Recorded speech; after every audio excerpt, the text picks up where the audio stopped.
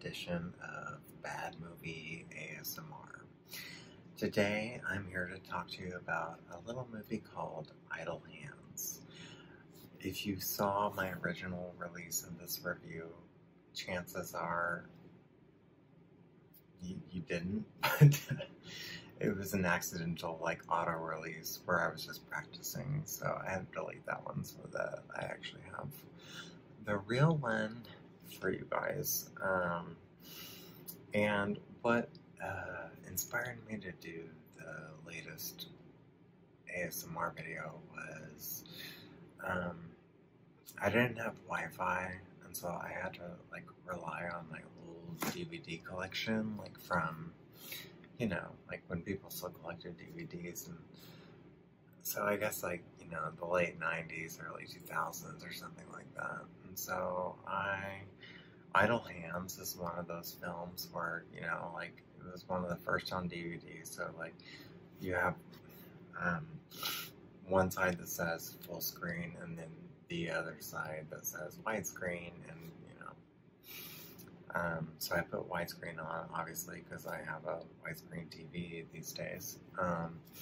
And this movie stars Devon Sawa, Jessica Alba, and Seth Green, among others. And so it's a really fun kind of comedy horror movie, which goes in all kinds of places you wouldn't think. And I mean, it is a bad movie, but at the same time, I really enjoyed it around the time that it came out. And so I thought it might be fun to revisit that since the Wi-Fi was out and I didn't have anything else to go to. And I was like, well, let's go back through my DVD collection and see what I have. So, yeah, so it's the late 90s. I think it's 1999. I'm going to be looking down at certain points because I need to read my notes. And I'm like, Seth Green, Jessica Alba, this is comedy horror at its campiest best. And it's Devon Sawa, and it's also a total stoner movie. So I watched this before I ever got stoned and stuff. I didn't start smoking weed until a few years later. So I didn't completely get all the weed jokes, but going back as an adult and watching it, I'm like, oh, okay, there's more that I can kind of appreciate here a little bit. Anyway, so in the introduction of the movie, we see Devon Sawa's parents. I think Devon Sawa, the protagonist, his name is Anton, and the parents are hearing all these noises, and it's Halloween, and Fred Willard, I believe, is the father, and he goes down to check on these strange noises because his wife is go check. So he does, and then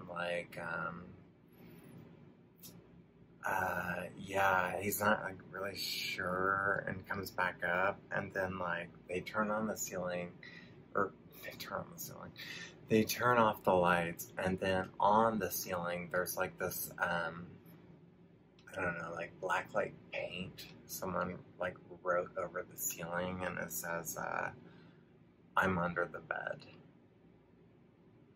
So of course they freak out.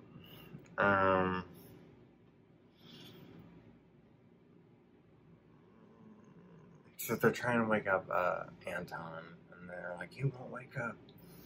And because Anton lives in the attic above, and they're like, Anton? He's passed out. So we think. And yeah, so the parents end up getting killed. She's pissed the candles are lit after bed. Anton won't wake up. I think one of them gets pulled underneath by something invisible. I think the mom by something invisible underneath the bed, and the bed shakes, and then blood splatters out or something. And yeah, okay. Sorry, I'm not doing as well as I should, but I've been having a really hard time in life, and so I'm hoping you guys will give me a break and just let me do this. And I hope that it's something that is, I don't know, entertaining or soothing to you, maybe.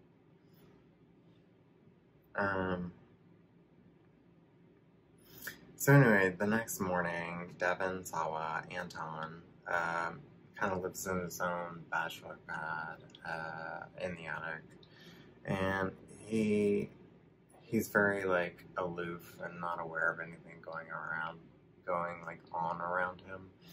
And I mean, he has like this inhaler that he carries on a necklace, and so you think he has asthma, but it's actually just a bowl that he smokes, so he's just constantly stoned. So of course he wakes up and gets high, doesn't notice anything, including the blood around him as he's walking around the house. And I wrote, and the movie becomes very much of its time of release.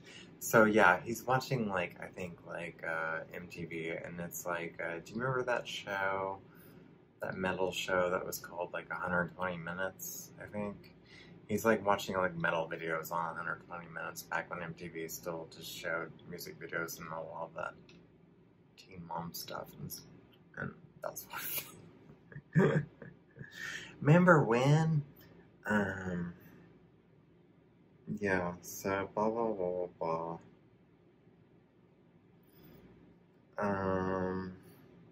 So anyway, like he realizes like over time that his hand has been cut off. His hand has been possessed, and he's going to cut it off.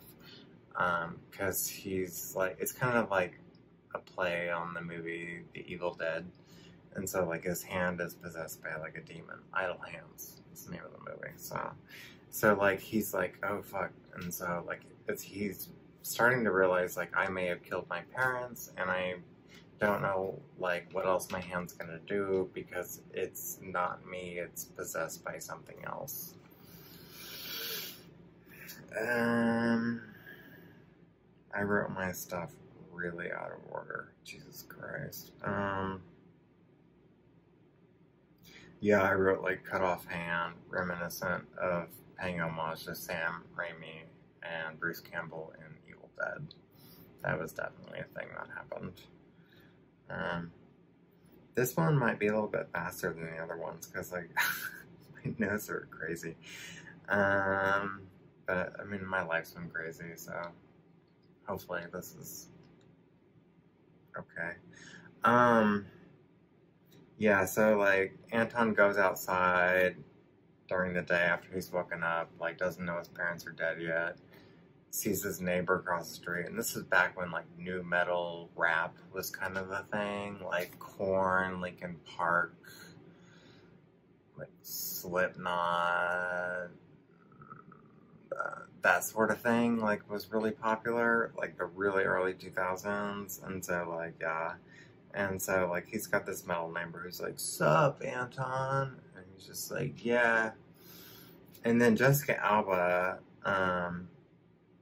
like, is basically, like, riding on a Vespa or something and then drops her diary, which Anton picks up.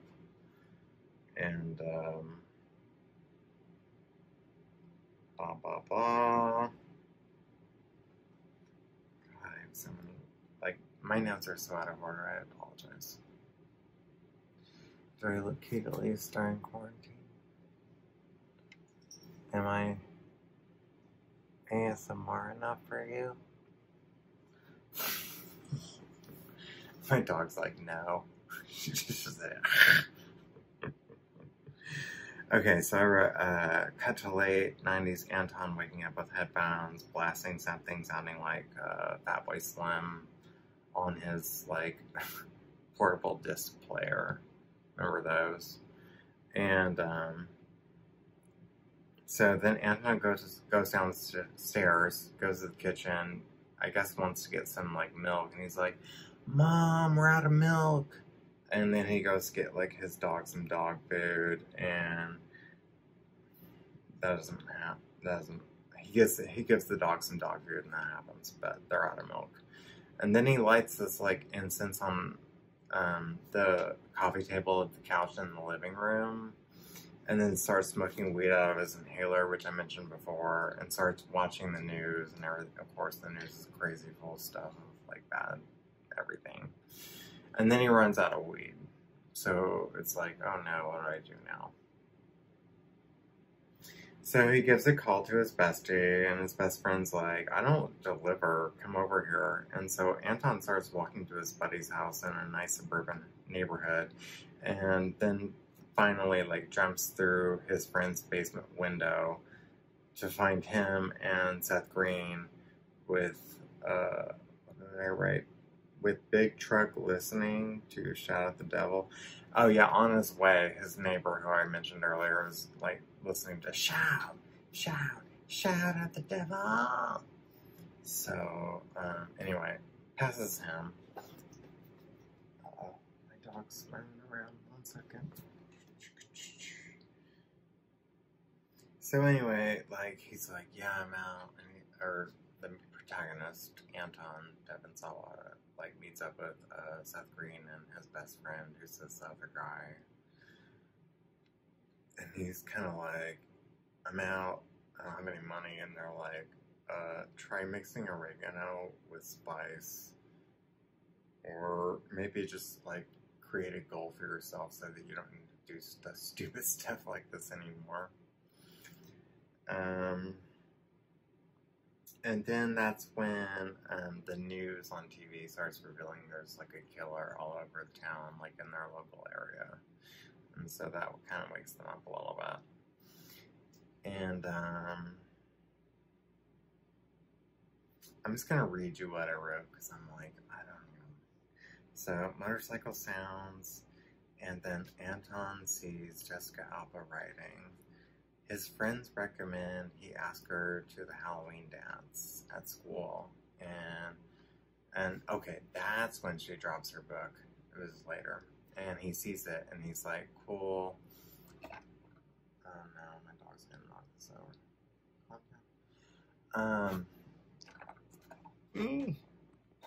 My dog is gonna. Okay. So she drops like her notebook or whatever, and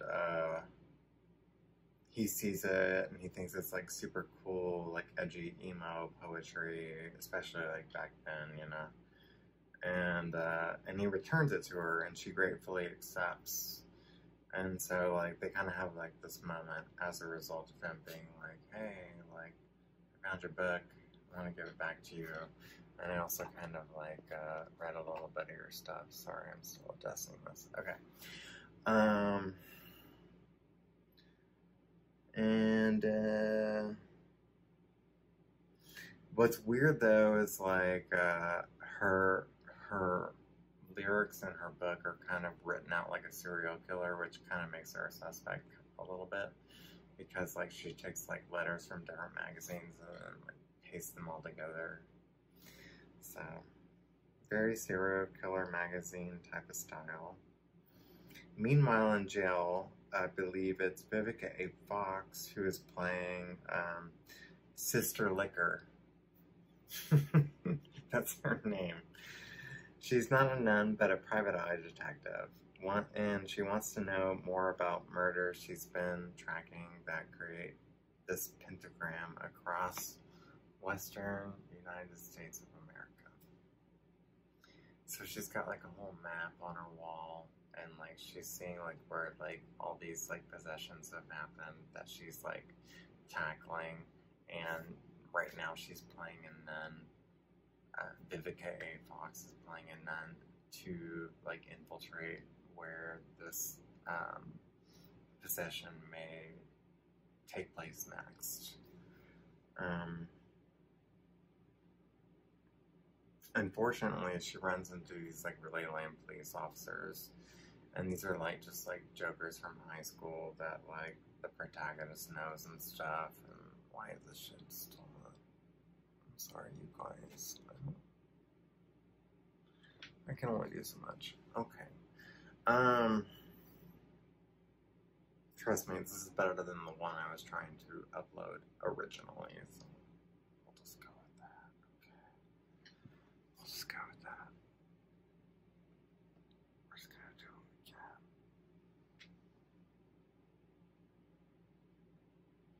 So yeah, runs into lame police officers from high school who are just kind of like fucking with him. And one of the police officers is the guy from like that old school Got Milk ad.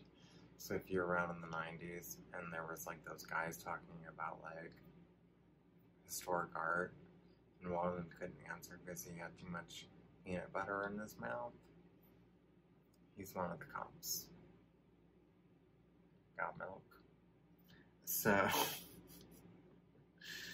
anyway, they write him up for an empty bag that smells like marijuana, even though, like, well, I guess this was back in the day where you could maybe do something like that, where I think now it's just like a slap on the wrist if, like, you're in a state where it's not legal.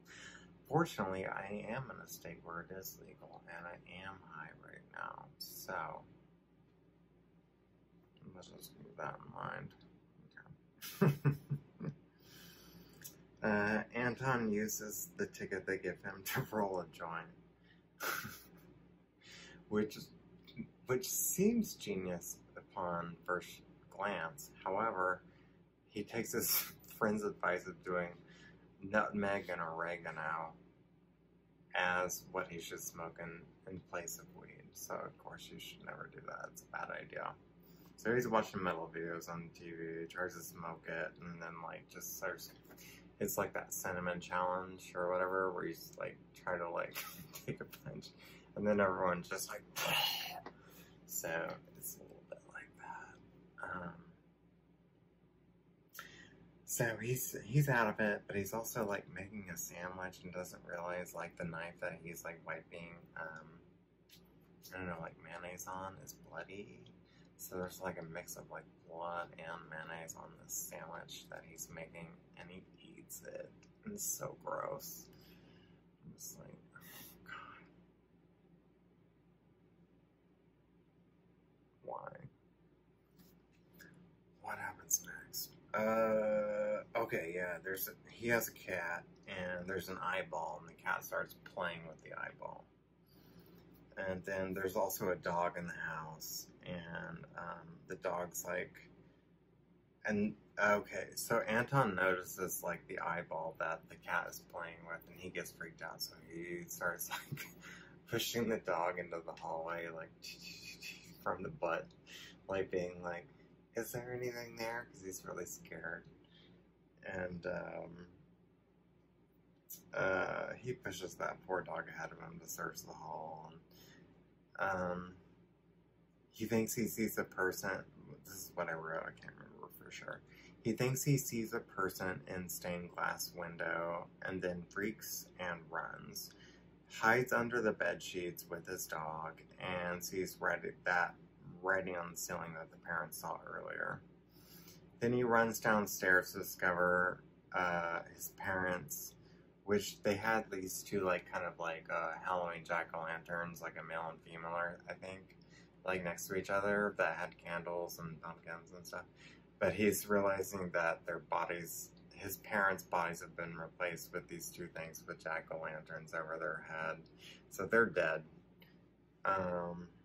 Everything becomes like pretty real after that for him.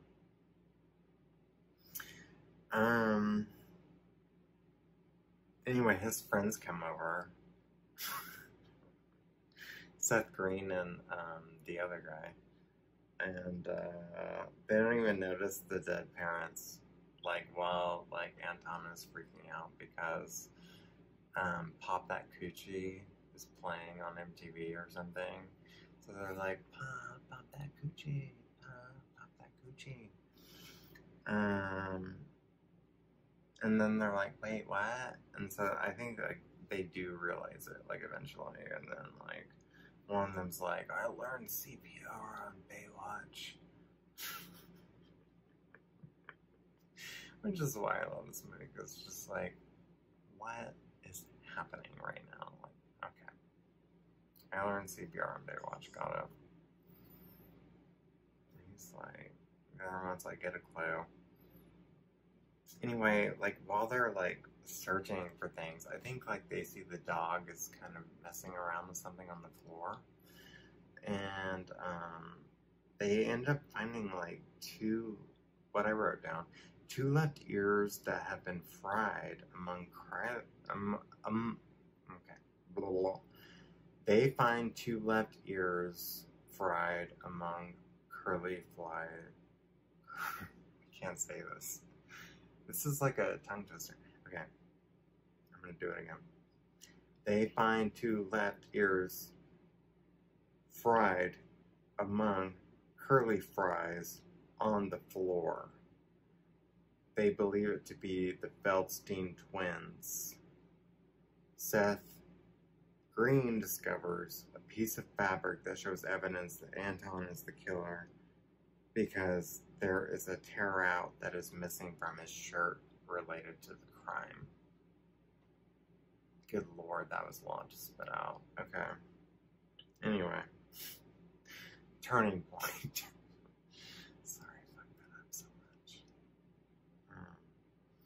So anyway, Anton's hands are just going crazy and like gains control of its own and ends up like stabbing Seth Green in the forehead with this like broken beer bottle.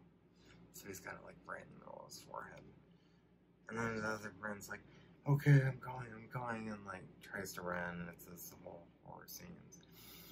But the hand sends Anton on a chase, and his friend's like running up the stairs from the basement, but then like Anton's hand throws this buzzsaw at his friend, and it ends up decapitating his friend as it goes like sliding by. You would think they're dead, but no, this is a comedy. They're still alive, so don't worry. Anyway,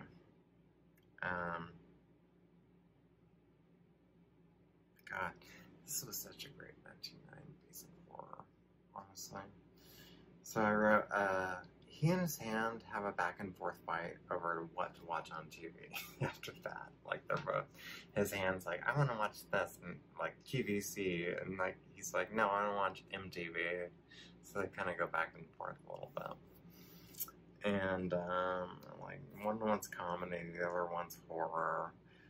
And then Pam gets upset, takes the cat by its tail, and starts like swinging it around, and then throws it out a window, like really violently. And it's like,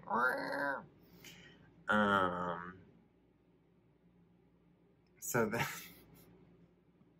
Anton gets on his bike and starts riding to Jessica Alba's house. I don't remember her name in the movie. He's riding there against his will and rings on her doorbell because the hand is doing it, even though he's not trying to. And she's in like these really cute little like PJs and stuff. And I don't know, whatever music they're playing at that point basically portrays that she's interested in how like weird he is. And then she invites him inside, and she's got like kind of a recognition that his hand is out of control, but she's trying to control it at the same time, but not like aware that his hand is actually like possessed by an actual demon. So yeah. She's in cute PJs. And she says to him about how like she's happy that he read her lyrics, and his idle hand that's possessed slaps her ass as she puts on some sexy trip hop makeout music, but he's trying to like keep his hand like tied up so it doesn't get too kinky, because like she's flirting with him and they're kind of making out, but he's like, I'm gonna like roll my hand up right now because I need to make sure this hand is not part of this, because I like you and that hand is not me. You know what I'm saying?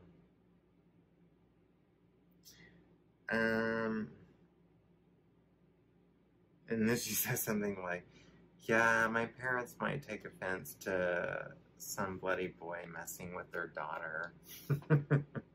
I think that's like probably my favorite line in the movie, but among many, probably.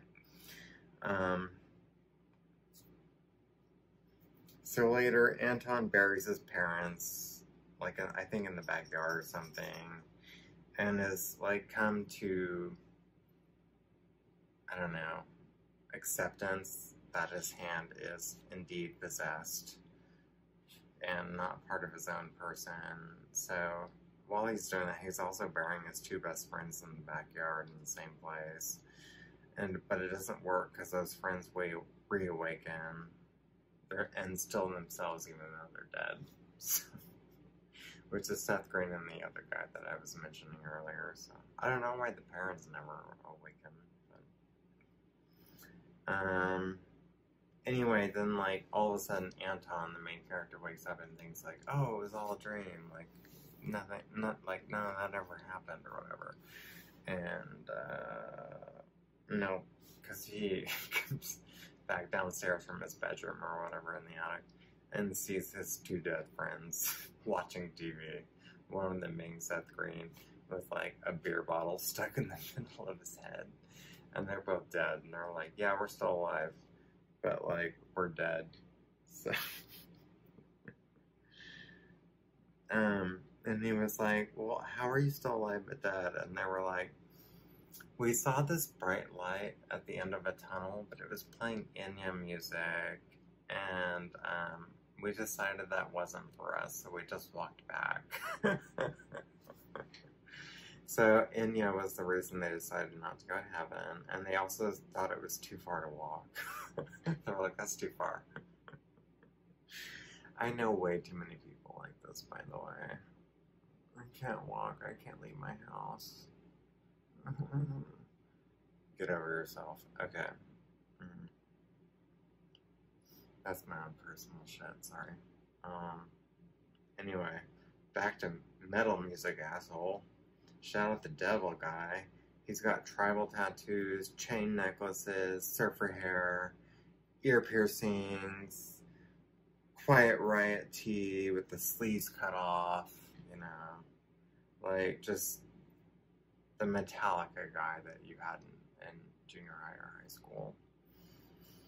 And then he drives off in his gigantic truck, and his hands, and, wait, sorry, I'm gonna read this. He drives off, and his hands lead him into a Rainforest Cafe drive-thru.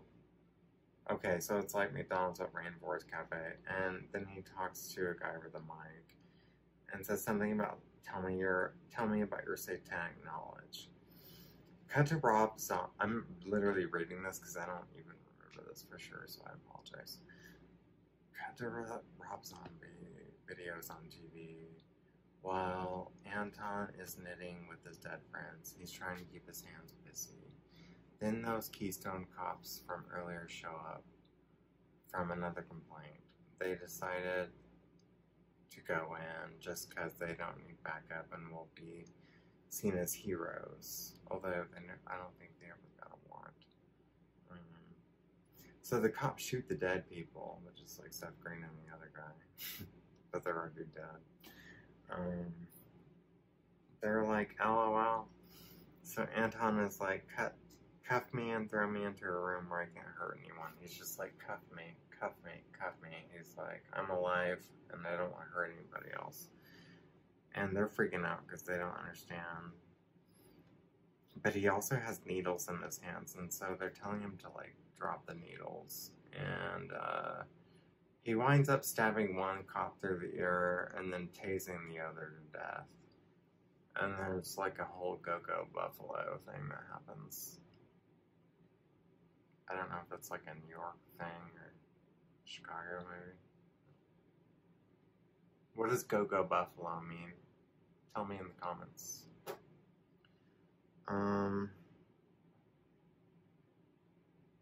Anyway, his friends were like, whoa, like, you saved us. And he was like, well, you told me to rely on my hand. And they were like, yeah, dude, I told you that, like, metaphorically. So Anton decides it's time to slice his possessed hand off with a vegetable guillotine.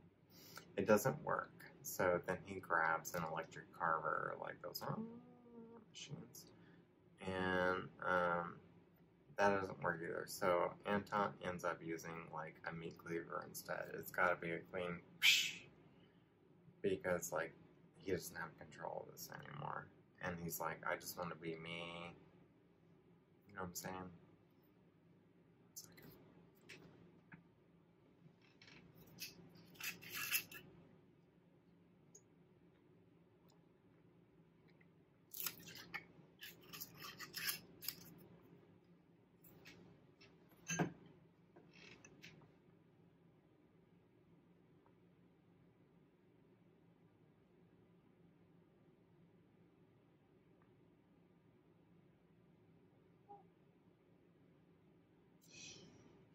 My dog's being whiny. I'll take you out in a minute, I promise.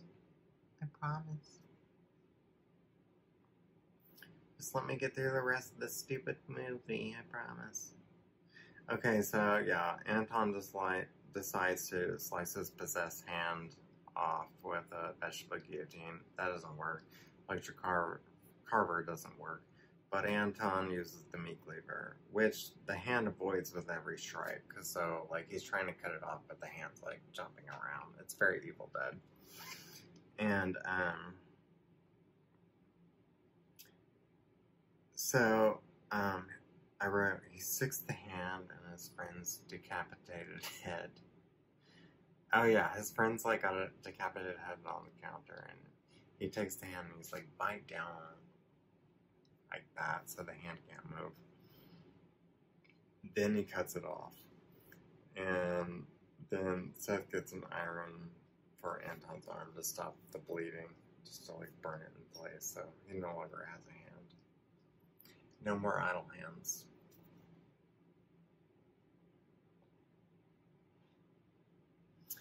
But then like something goes wrong because there's still a hand involved that writes bad move Anton in blood. I think like on the wall or something. And ding dong, Jessica Alba's outside. I think her name is Molly in the movie. Sorry, I mentioned that earlier. I think her name is Molly. She's like, let me in, it's cold and we're late. And so he throws the hand into the microwave and makes it fry. So he just microwaves it and it explodes. Then his... my notes are so, like, bad for this. I'm so sorry, you guys. But I'm sure that, if anything, I hope this can at least be something that just puts you to sleep, because it's a person rambling about a movie. Way out of order. Okay, his friends return from the convenience store with these bean burritos. Then sticks his one friend's head into his body with a long pole. Yeah. I don't know. So yeah, like his decapitated friend like gets put back onto his body with like a broomstick or something. And then of course Seth Green just has the bottle inside and they're like, it's Halloween, we can go out, who cares?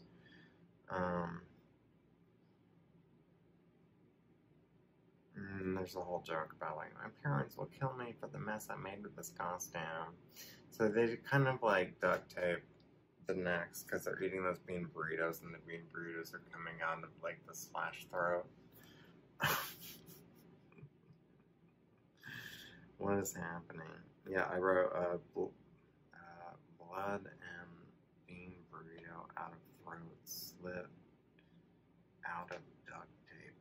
And then Anton discovers the hand in the microwave. So, oh, the hand is no longer in the microwave. So now he's got to find it. So now they're on the run. I think they're going to the dance. Or maybe some other places. It's no longer at Anton's house. Vivica A. Fox, who's, you know, winds up at a bowling alley. That his neighbor, who's also like that metal guy,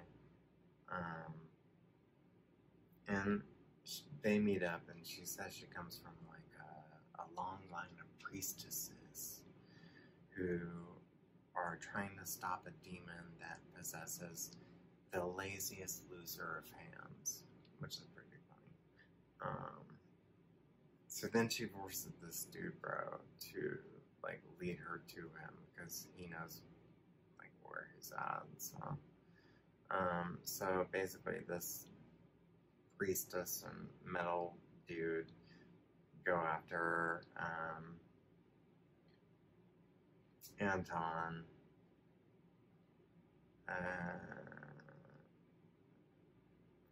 And there's like a car chase. I think one of them's in like an RV that they steal, and the other one's in a truck. Not 100% sure. And then we cut to a fun song with this guy and girl who are dressed in like these Kiss costumes. Kiss being the band from the 70s with all the makeup and that sort of thing.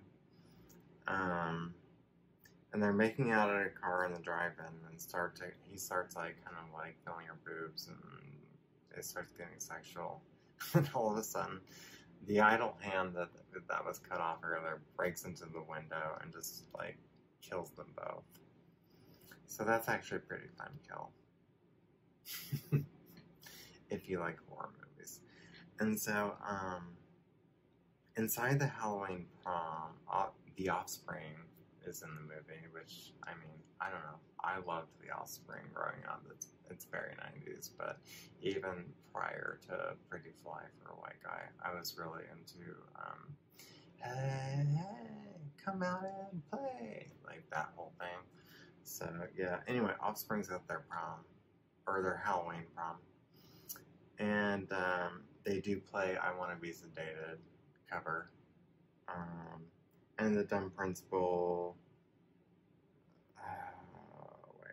okay, so, then we cut to the principal.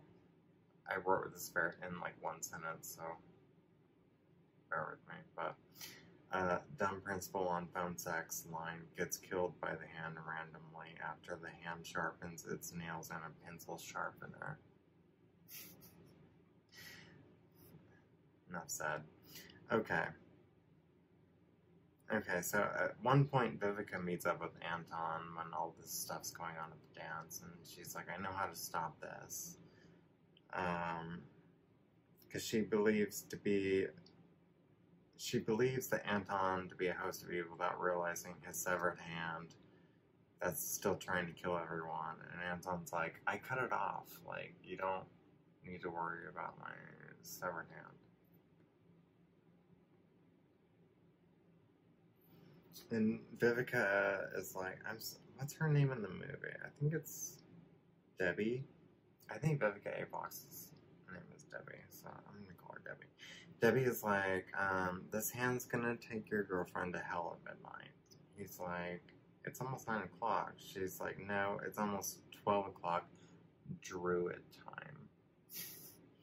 Okay, so Anton tries to tell the crowd the truth of like what's going on, but of course, like, it's so far-fetched that like everyone's laughing and like doesn't really believe him, even though he's on the main stage, like with the microphone, like, everybody, like, save yourself, kind of thing. And then people realize it's real because then like the lead singer of The Offspring, the hand shows up all of a sudden and like rips his scalp off, and everyone's like, oh my god. So then that becomes like a whole like Carrie thing where everyone's running trying to get out. Chaos ensues. Then Jessica Alba and her bestie at the dance, her girlfriend, are like, not girlfriend, but you know, her girl friend. Although it's okay that it is her girlfriend. But anyway, they find out like a way to get through the air vents, so they're crawling through the air vents to get away from this because everyone else is just like getting destroyed. And yeah, but the hand like figures out where they are and starts following them through these like air duct vents that like air conditioning and stuff blows through. Then they get to this like huge span, this huge fan that's spinning so fast that you really can't get through it unless you try to stop it. So, like, one of them's wearing high heels or something, like, and so they're like, let's throw a high heel into it and maybe it'll stop the fan, which it does. And so the fan's like, kind of like chopping this high heel, and they're like, we gotta get through before it chops the entire fucking high heel. So, so it's a very heated, intense moment for sure. It's very scary because you're just like, oh my gosh, I just want you to like get through that fan. And Jessica Alba is very strong in this scene, and it's like, let's do it. And her friend is very scared, and Jessica Alba survives. Unfortunately, her friend doesn't. And her friend was the one who was the most afraid. She ends up getting killed through like a hanging through that fan. So she gets haunted to death, which is sad because like she was a likable character, but I guess that's part of what makes a horror movie. You gotta kill someone you like.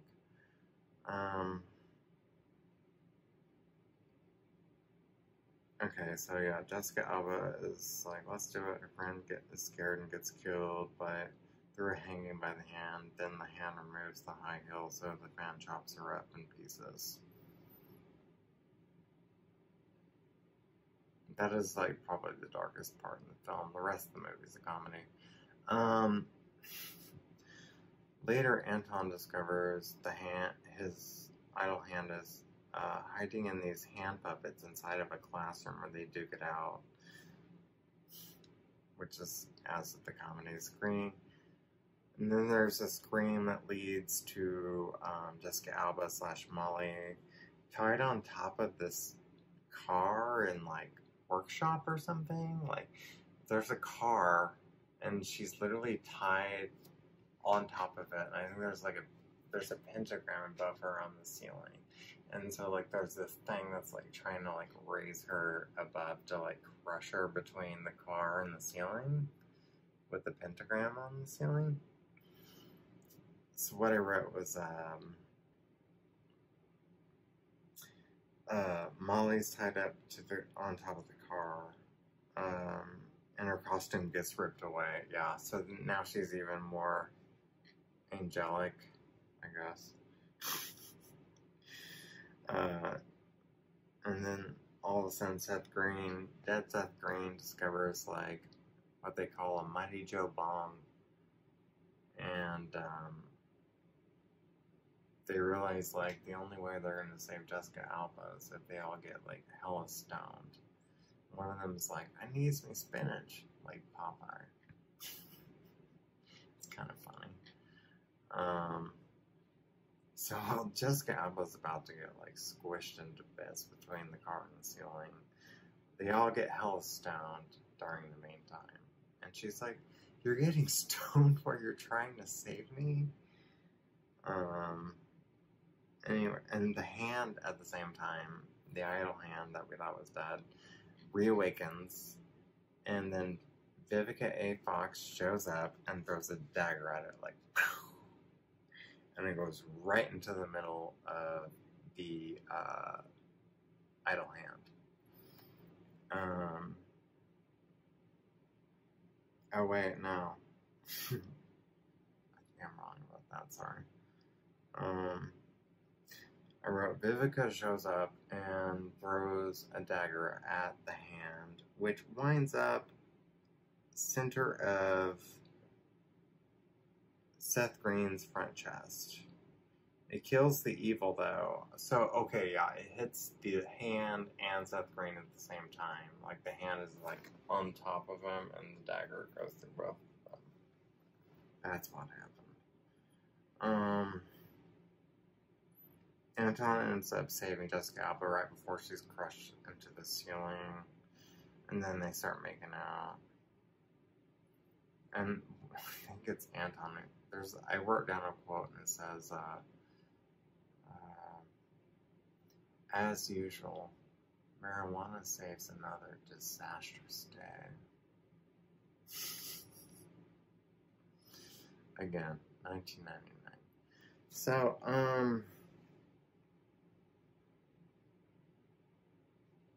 oh yeah, and then, like, he ends up, like, Anton, like, is, like, off his game, and then the car jack, like, crushes him, and then all of a sudden he's dead, and there's, like, this white tunnel of light that appears, and he's dead. And, he's going through it, and his best friend show up as, like, these guardian angels while Sublime is playing. And he sees, like, the painting on the ceiling above his dad's parents, like, I'm under the bed. And his friends joke about whether or not they should let him know they were the ones who painted it as a joke. And then he walks away from the white light and wakes up in a hospital. And he's got Jessica Alba there. And he's, like, totally wrapped in casts. And he's like, no, I decided to, like, stick around. And Jessica Alba's like, I can't believe it. You blew off heaven to kick. Let me say this one more time. I can't believe it. You blew off heaven to kick it with me. And then it's like, oh. So, yeah, they're in love. His friends are dead. His parents are dead. And all this other stuff. Who knows where the hand is at, if it's still alive or not. But that is Idle Hands. Thanks for watching. Thanks for putting up with me. I hope I have more for you in the future. I don't know about you, but I think all of us have kind of been going through a hard time right now, especially if you're affected by anyone who's been affected by, you know what's going on. I don't even want to get into it, but you know what's up. So just know that I love you. My heart's with you. I hope this maybe brought you a smile, or at least put you to sleep, and